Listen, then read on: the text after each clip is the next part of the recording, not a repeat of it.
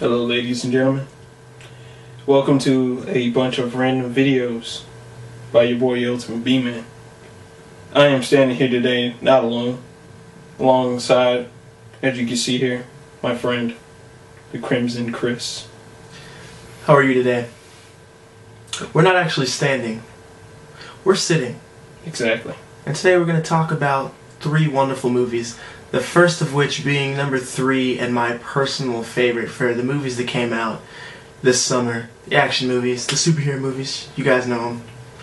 Coming in 3rd place. We're going to just start it right up. Coming in 3rd place. The Amazing Spider-Man. A lot of people are like, Spider-Man was so good, it should be number 1. But let me tell you something, people. You're wrong. You know why? Spider-Man, yes, it was a good movie. It was an excellent movie, but it wasn't the best. It was number 2. And it for sure was number 1. But it was number 3, and I'm going to tell you why. It was number 3. It was number 3 because it was a good movie. It had a good length. It had a good plot. Okay? It didn't have Mary Jane, which was... You know what? I think that's what saved the whole movie. It didn't have Mary... I'm telling you, Mary Jane does not need to be in every Spider-Man movie. Neither does Osborn. Neither does Osborn, because it was about Spider-Man, Peter Parker, and Gwen Stacy. For the people who don't read comics, let me just tell you this right now. First of all, you're missing out. Second of all, Gwen Stacy all the way, okay? Gwen Stacy was Peter's first love, alright? First. Blonde, blue eyes, all that stuff. Not a certain redhead. Not a redhead inside, okay? Before Mary Jane, there were like, what, 2 women, I believe? Like 2 major women that were there?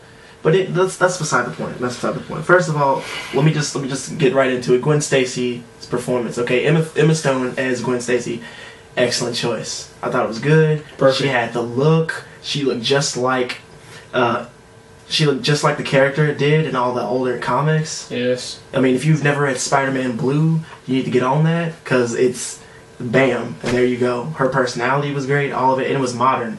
The whole movie actually was modernized, and I think that's why it did so good. Spider-Man needed to be in a modern day society. Peter Parker was a common nerd that we see today. You know, nerds don't have to be the ugliest dudes. You know, these fat, greasy guys with white stained T-shirts. You know, that's not what a nerd looks like. That's not what a nerd looks like. Okay, that's stereotyping. That's a stereotype. That's what we call. And that's an old stereotype. I mean, a lot of people who read comics aren't even big dudes anymore. You know, there's a lot of skinny guys reading comics, but there's still a lot of big dudes reading comics. You know, I'm a fluffy guy, I guess. I don't know, whatever. You know. Anyway.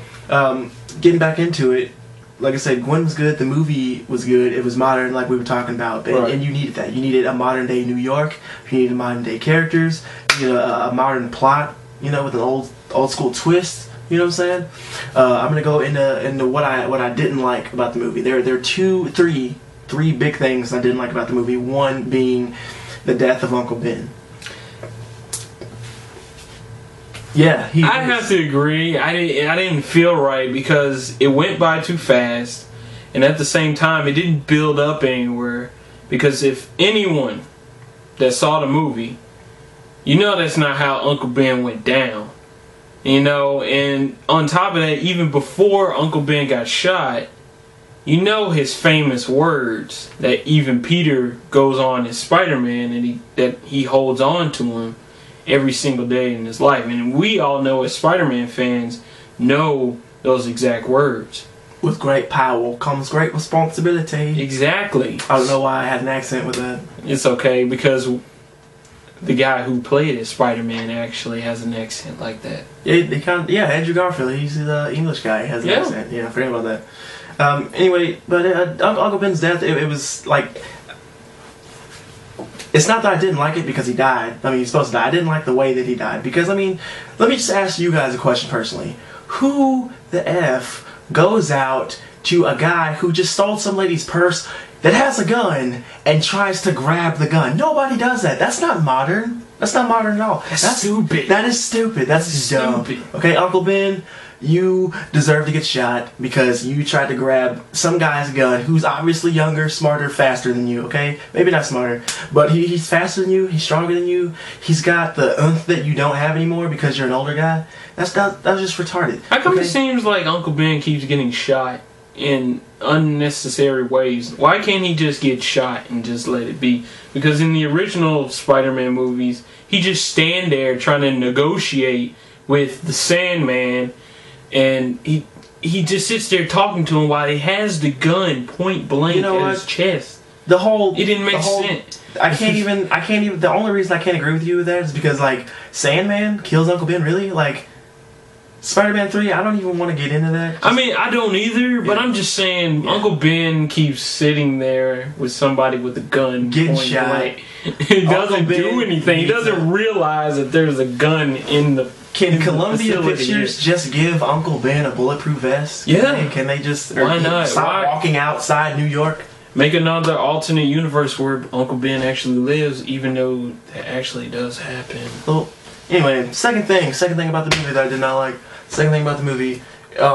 Okay, so after Peter's, I guess, initial battle with the lizard, you have him going to Gwen Stacy's house, played by Emma Stone. Right. And he's been in the sewers, sewer water. There, you see crap in the water, and there's rats and stuff in there, and other like lizards that magically follow Dr. Connor's character for some reason because he's like communicating or whatever with him. That's weird. Anyway, he's been in the sewer water like the whole day. He's got his chest is like scratched open for the lizard, and it should be infected. He should be coughing up blood and all this stuff. And he goes to Gwen's house, and here's where the problem comes in.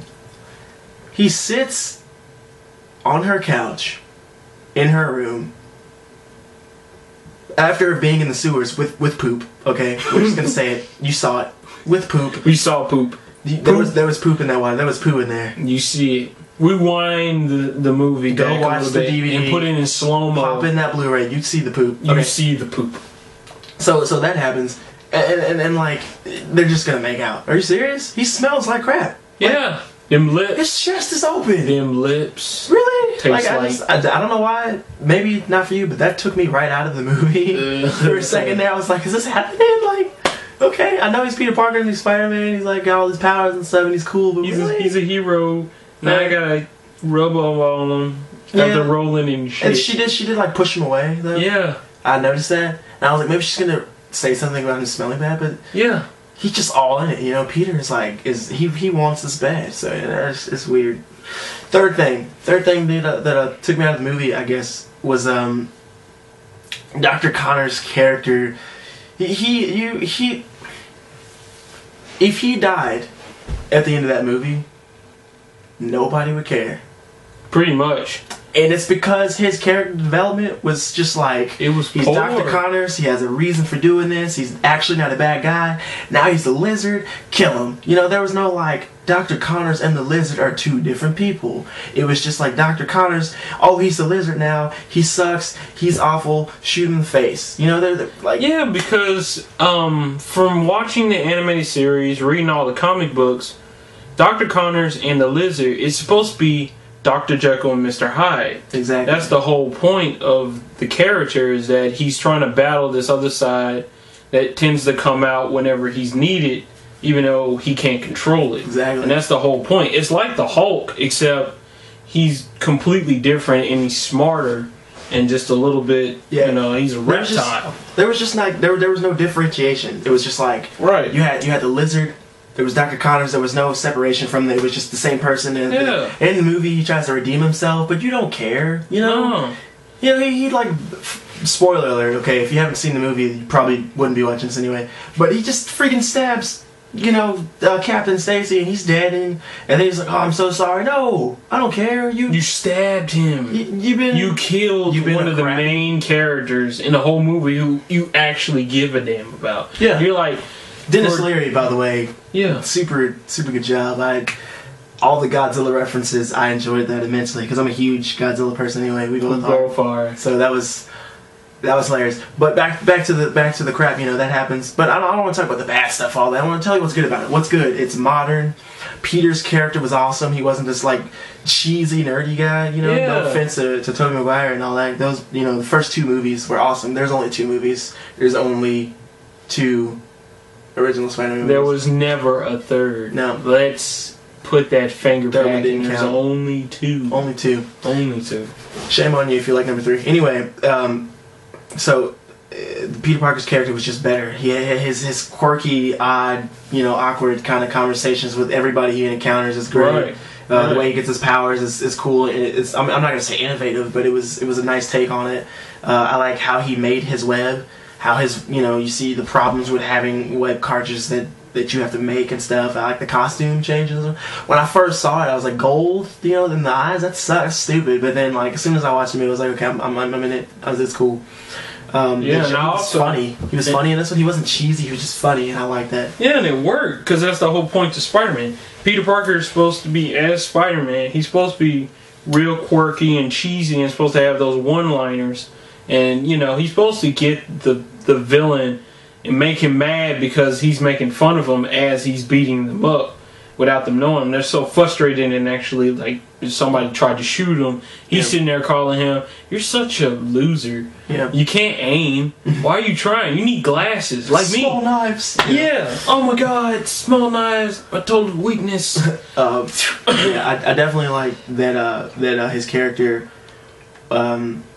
was developed in a way that you cared, because Tobey Maguire's character. One thing that I really like that I meant to say before we talk about the number 2 movie is Peter Parker's character can't fight, especially at the beginning of Spider-Man's career. He cannot fight. He relies on spider sense all the way and pure anger, and you see that in this. There's no technique really. It's just accidents, balls to the walls. Just whatever happens, and you just can't control it. And I love that. Good. That is nice. The performances in the movie were good. Sally Field even killed it. She wasn't in the movie that much, but her Aunt May was really good. I was like, oh. That is a good and perfect. She was just straight up perfect. She actually fit in this movie more than in the last couple of other Spider-Man movies. Yeah, because Aunt May's always been in the movie. She's always displayed as this decrepit old lady with white hair who just sucks. Damsel in distress. Not even a damsel. She's just like the old lady across the street. Yeah, pretty much. Here, let me help you out. Yeah. So in this movie, she was just a little bit more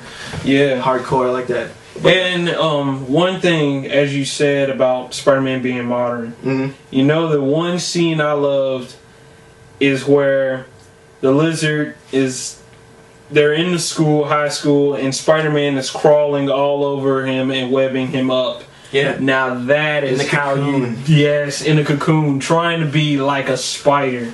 And that is how Spider-Man is supposed to be. He has to act like a spider. Be a spider. I agree. Because spiders, when they find their prey and when they get trapped in a web, they put the venom in them and then they start webbing them up. Yeah, everything Spider-Man did in this movie was just that is such a Spider-Man thing to do. Like he mentioned with the web, and then in the sewers, he shot his web everywhere. So if you get a vibration, you know exactly where the enemy's coming from. That was great, and how we learned how to swing was great. Perfect. All that stuff. I love everything that had to do with him and his movements were really good. And Andrew Garfield looked good in the suit, And Spider-Man wasn't this big buff guy. He didn't wake up the next morning and was like, oh yeah, I'm ripped, That's not what happens.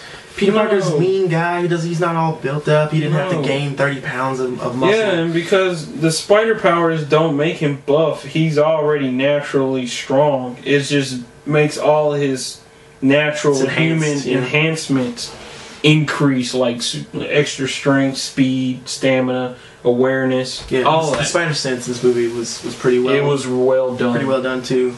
I guess we should move on to number 2. Before we do, where is the Spider-Man franchise is going to go from here after this movie? What do you think? What are they going to do? Well, they announced a little bit. I know they're going to do trilogies is a big thing, so they're going to be 3.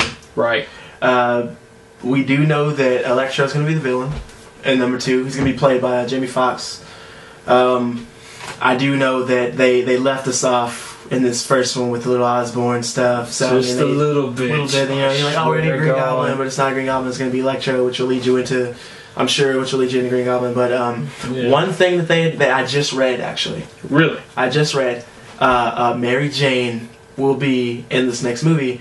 So we'll see how that Hopefully she's just there as maybe a cameo or something like that, or just to be there like she's with Flash Thompson or something like that, because that's the whole point. Yeah, what I think is going to happen is like I said, for you guys who read the comics, you know, true believers, you guys already know. But for the guys who don't read comics, I'll go ahead and give you the quick rundown of that. Okay, Mary Jane comes in. She's kind of out there. She's everywhere. You know, I don't want to say she's kind of like slutty, but she is definitely a party girl. I'll say that. And she kind of messes around with everybody a little bit. Not like in that way. What I mean when I say messes around, like she talks to everybody. She's really flirtatious. That's the way. And she flirts around with Peter. She flirts around with Flash Thompson. She flirts around with Harry Osborn even. So I think her character will come in the movie like midway through, maybe flirting around, you know, getting in Peter's head, you know, kind of making him not necessarily second guess his relationship with Gwen, but think about Mary Jane more. She'll be in his head, and that'll lead you up to number 3. And I think that either the beginning or the end of number 3, you know, Gwen will meet her tragic end. It's gonna happen. We all know what's happening. If you, like you said, if you read the comics and everything, you should know what actually happens to her. Yep. And it's hopefully when they do it right, you're gonna feel real bad. As much as I did when I first found that out and I read that comic, and I was. You will shed a tear. I'm not gonna lie. I'm not talking about like, oh man, I shed a manly tear. No, you will shed normal tears. Stop trying to be all man. Try to show your emotions. Damn it. All right. You're tripping. So number 2 movie of the summer of 2012. Okay. And I'm pretty sure I know what it is. He knows what it is. For me, that movie personally, I don't know if you agree with me, but number 2 is going to.